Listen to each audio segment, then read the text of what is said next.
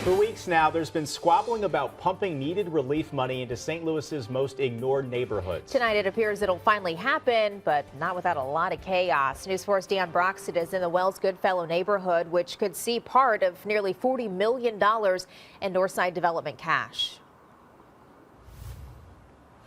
Sam, take a look at this stretch of Goodfellow. We got a barbershop right here, an abandoned building to the next of it, and then down the street we have another business. This is why people say politicians need to stop fighting and get this money approved, because this community can't afford to lose another business.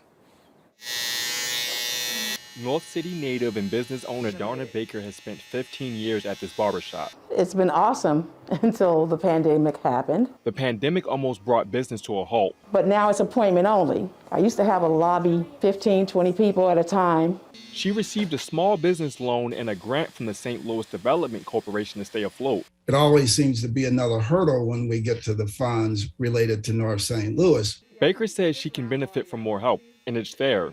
But top city leaders have continued to have dramatic debate over specific funding for North City. You're trying to mince words and making it look like we're holding something up when you know it's you and it's always been you. That's the city's comptroller. She sits on the city's Board of Estimates and Apportionment along with the mayor and alderman president. Tuesday afternoon, the three finally approved nearly $40 million in American Rescue Plan funding for North City.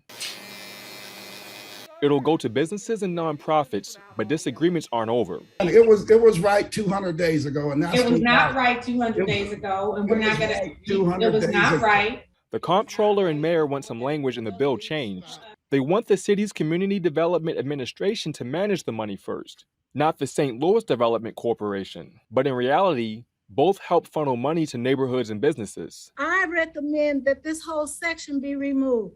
That section Green wants gone is where aldermen have to approve grants over $100,000. Alderman President Lewis Reed argues that makes sure aldermen are aware of projects in their area and they can alert residents. That's not an additional hurdle. That's a safeguard. And the community's been very disappointed that there's been this infighting, that there's been perceived resistance of really being able to support North St. Louis. North City Alderman Jeffrey Boyd co-sponsored the bill that the mayor and comptroller have delayed over concerns. It's too much of people's egos getting in the way of really serving the community. While politicians fight, the real people try to stay strong and stay open.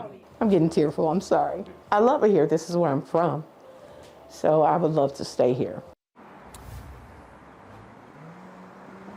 The Board of Aldermen will hold a special vote for this bill, and it's not clear when or if these recommendations will be added to this coming vote, but we'll follow it. Sam? All right, Dion.